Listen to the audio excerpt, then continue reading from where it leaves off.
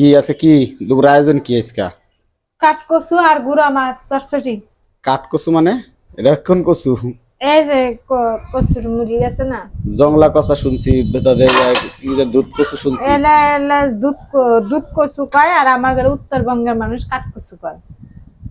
কাঠের মতো নাকি? ওই যে ওদের নিচে আমার মুড়ের মতো শক্ত, এর লেগে এটা আনিস ভাই গোবার তেল এসি কাঠকচু। জংলা কচু? আলে জংলা কচু কারে কয় জান না, গোয়ার নিচে থায় না, মুড়ি থায় না, হ্যাঁ। এটা কয় জংলা কচু, যেটা ডেনের পাশে পুষে হয়। আর ওগুলো ওগুলো ওগুলো কি জংলা কচু কয়? এগুলো উঠানের ভেতরে কচু। কি মাছ দিয়ে রান্না? এটা কি কয়, কি মাছ কয় রে? এটা কি মাছ কয়? এটা কি মাছ? কাসকি মাছ? কাসকি মাছ লয় রে, এটা আমাদের দিকে নলা মোয়া মাছ কয়। মলা মলা মলা মলা মাছ না, মলা মাছ তো চ্যাপটা চ্যাপটা বড়। এডি মলা মাছ। যে 12 মিশালে ঈদের আগে মাছ কিনছিলাম, এই মাছটা বেশি স্বাদ লাগে আমার কাছে।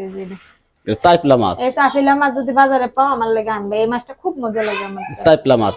আর বিষয়টা হইছে কি, এই যে মাথা, নানিরা কয় কি ছোট মাছের মাথা খেলে বলে চোখের জ্যোতি বাড়ে। হ্যাঁ, না এটা চোখের জ্যোতি। ভাত খাবার বসলে মনে করো যে লাগে ক্যাস ক্যাস ক্যাস ক্যাস করে, বালু বালু ক্যাস ক্যাস পড়ে না। আমার কাছে ভাল লাগে না এই ছোট মাছের মাথা, আমার ভাল লাগে না।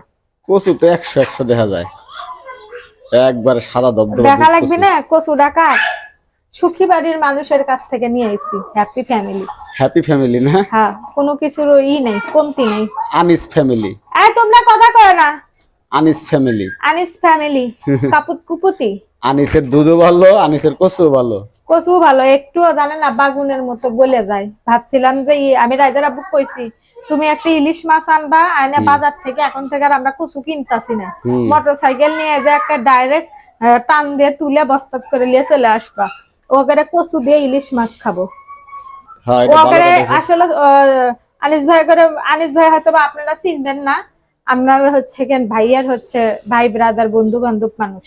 তো তাগরে বাড়ি ছোট্ট একটা গ্রাম আছে ঢাকা শহরের মধ্যে।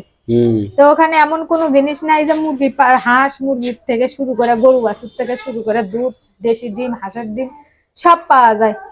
তো ওখানকার কচু গুলো কি কমু অনেক ভালো। এর আগে ডান্টি গুলা খাইছি আমি, আপনার ভাইয়া বাগেও পায় নাই।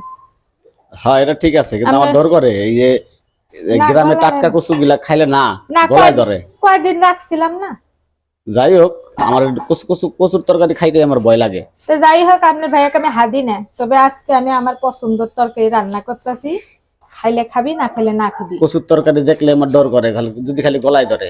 গলা ধরলে চুলকানো যায় না জানেন, কট কট কট কট করে কামড়ায় দিতে। আমার শখ আছে একটা বড় একটা ইলিশ মাছ নিয়ে এসে এই কচু লই আমু আনিস ভাইগো বাড়ি আইনা লাল লাল কইরা ঝোল রান দেবো। কচুর ঝোল তরকারি। কচুর মুখি ভাল লাগে আবার। কচুর মুখিও ভালো লাগে, কিন্তু এই যে এডিটর মনে করো মানুষেরা বাজার থেকে আবাদের জিনিস সার মার দিয়ে মোটা করে নিয়ে আসে, আর এর মধ্যে তো সার অরিজিনাল একবারে। গরুরি লাদা, গরুরি মুখ, গরুরি মনে করেন ধোয়া পাগলা যত পানি পুনি, এটাই হলো প্রাকৃতিক সার। সবকিছু সলিড হয়। হ্যাঁ, এটা ঠিক আছে।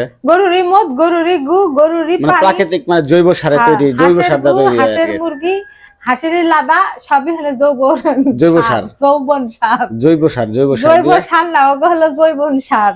ওটা দিয়ে এত সুন্দর সবজি হয় আর কি। তা ওর ঘরের পাশে যেগুলা সার আছে ওগুলা দিয়ে জিনিস হয় আলাদা করে স্বাদ। আর বিশেষ করে ওর আগে মরে থাকে তো চোখের সামনে, ওরাই খায় না, ওর চাহিদা নাই। আর আমি গেছিলাম শাক থেকে শুরু করে কচু থেকে শুরু করে, একটা কচু আলোক করলে 4-5টা লতি পাবেন।